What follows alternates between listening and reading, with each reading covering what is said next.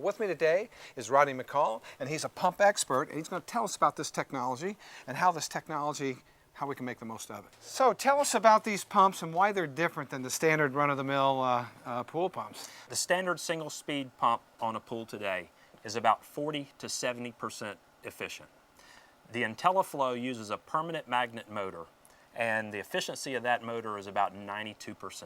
So that means a conventional single-speed motor is wasting as much as 2/3 of the energy that goes into it? That's right, Steve. Pool pumps have been oversized for a long time.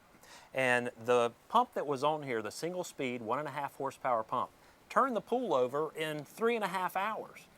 Really, it's like a dragster driving to the store. You know, you don't need that much power. With a variable speed technology, we can slow the speed of the pump down and really reduce the electricity. And help out with better filtration as well. You know, with the single speed pump, you're running it, you turn over the pool in 3 hours. That means if you're just running it for that period of time, for 21 hours a day, you're not filtering, you're not mixing the chemicals in the water, and with the variable speed pump, we can extend that filtration time out and do the things that we want to do. Filter the pool, keep the water clean.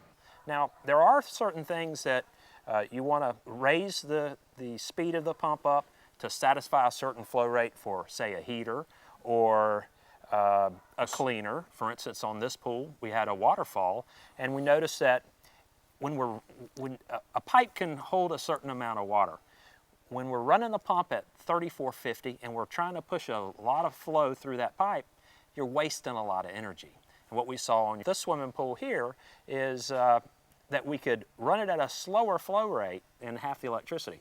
Another benefit of it is, you know, you had one flow on this particular swimming pool, and with variable speed, you can vary that speed and get different looks and different sounds. Yeah, on this pool, as a matter of fact, at the highest speed, you almost had to raise your voice to talk over. The noise was so great, but being able to have those different levels, you could drop that down and actually dial in that to get the best look, the lowest cost. And oddly enough, the watt difference was quite a bit. I mean, at the highest, it was drawing almost 2,200 watts, as I recall, with the single-speed pump. And then we brought the flow down to a nice little trickle over the waterfall, and we were consuming somewhere around 200 watts. Yeah, it's amazing. It's amazing. So Rodney, in summary, this pool was using about 12 to 50, well, actually about 16 kilowatt hours a day.